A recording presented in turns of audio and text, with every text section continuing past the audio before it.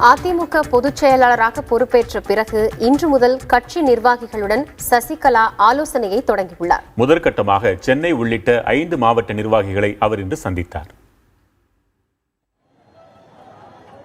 சென்னை ராயப்பேட்டையில் உள்ள அதிமுக தலைமையகத்தில் அக்கட்சியின் மாவட்ட நிர்வாகிகள் கூட்டம் நடைபெற்றது. இதில் சென்னை, திருவள்ளூர், காஞ்சிபுரம், வேலூர், திருவண்ணாமலை ஆகிய 5 மாவட்டங்களைச் சேர்ந்த 13 நிர்வாகிகளுடன் அக்கட்சியின் பொதுச் செயலாளர் சசிகலா ஆலோசனை நடத்தினார். ஒரு மாவட்டத்திற்கு 60 பேர் வீதம் பல்வேறு அமர்வுகளாக சசிகலா நிர்வாகிகளுடன் கலந்துரையாடினார்.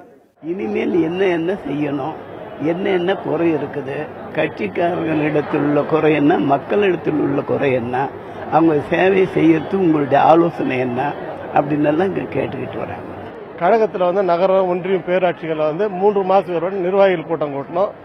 6 மாதத்துக்கு ஒரு முறை பொதுக்குழு மாதிரி அந்த நகரத்தில் செயலர் கூட்டம் கூட்டணும்.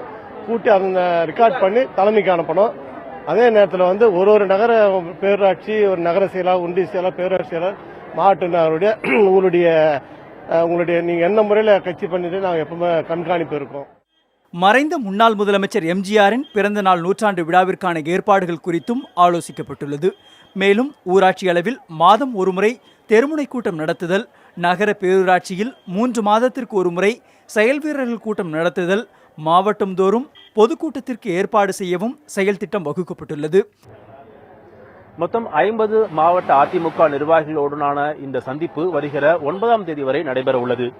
அதிமுக பொதுச் செயலராக பொறுப்பேற்று முதன்முறையாக கட்சி நிர்வாகிகளை சந்திக்கும் வி.கே. சசிகலா கட்சியினுடைய அடுத்த கட்ட அரசியல் நகர்வுகள் குறித்து நிர்வாகிகளுடன் ஆலோசனை செய்ததாக கூறப்படுகிறது. புதிய தலைமுறைக்காக ஒளிப்பதிவாளர் கிருஷ்ணமூர்த்தியுடன் மணிகண்டன்.